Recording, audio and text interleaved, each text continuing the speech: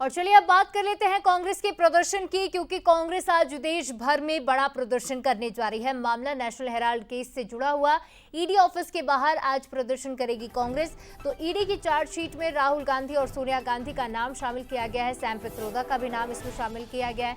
ऐसे में national Herald case में जो नई चार्जशीट जारी की गई है उसमें राहुल गांधी और सोनिया गांधी का नाम शामिल होने का विरोध आज प्रदेश भर में, देश भर में कांग्रेस करेगी। देश भर में कांग्रेस आज ईडी के दफ्तरों के बाहर प्रदर्शन करती नजर आएगी। तो प्रोसिक्यूशन कंप्लेंट दाखिल की है राहुल गांधी और सोनिया गांधी के खिलाफ राउज एवेन्यू कोर्ट में। ईडी के इस एक्शन से अब रिएक्शन कांग्रेस में देखने को मिलेगा। कांग्रेस आज देश भर में बड़ा प्रदर्शन करेगी। अब ये भी आपको समझा देते कि नेशनल हेराल्ड केस में ऐसा क्या हुआ था और क्या ये पूरा केस है। तो शुरुआत होती है जून 2014 से, जहां कोर्ट ने सोनिया और राहुल को समन भेजा। अगस्त 2014 में ईडी ने केस दर्ज किया मनी लॉन्ड्रिंग का।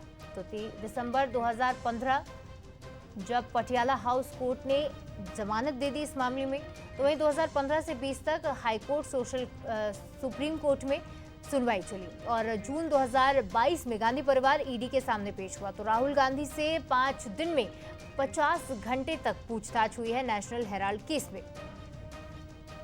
तो ईडी ने नेशनल हेराल्ड से जुड़ी मनी लॉन्ड्रिंग मामले में कांग्रेस नेता सोनिया गांधी और राहुल गांधी के खिलाफ चार्जशीट दाखिल की है। चार्जशीट में सैम पित्रोदा का भी नाम शामिल किया है और मामला 2014 से ही लगातार गरमाया हुआ है, लगातार चलता आ रहा है। हालांकि जमानत मिल गई थी पटियाला हाउस से, लेकिन 50 घंटे की पूछताछ के बाद अब दोबारा चार्जशीट दाखिल की गई है राहुल गांधी और सोनिया गांधी के खिलाफ। और इधर ईडी की चार्जशीट का असर छत्तीसगढ़ में भी देखने को मिल रहा है। पूर्व डिप्टी सीएम टीएस सिंहदेव का बयान इसे लेकर सामने आया है। राहुल गांधी देश भर में एक्टिव हैं और अधिवेशन के फैसलों के बाद ये साफ था कि कोई न कोई प्रतिक्रिया जरूर सामने आएगी। ये बात कही है टीएस सिंहदेव ने। टीएस सिंहदेव ने ईडी की चार्जशीट को लेकर बयान दिया और कहा है कि ईडी जैसी संस्था इस स्तर तक जाएगी उम्मीद नहीं थी। क्या कुछ कहा है इस पूरे मामले को लेकर, सुनिए। पूरी तरह से सक्रिय होके संविधान के संदर्भ में, आरक्षण के संदर्भ में, सेक्युलरिज्म को लेके पूरे देश में दौरा कर रहे थे, लोगों से मिल रहे थे, एक वातावरण बन रहा था ईडी और सीबीआई के माध्यम से कि सोनिया गांधी जी और राहुल जी के खिलाफ ईडी चार्जशीट में नामजद करके दबाव बनाएगी, कार्रवाई करने के लिए पहल करेगी। ये उम्मीद अभी भी कहीं ना कहीं होती थी कि नहीं, इस हद तक तो ईडी और सीबीआई नहीं गिरेगी।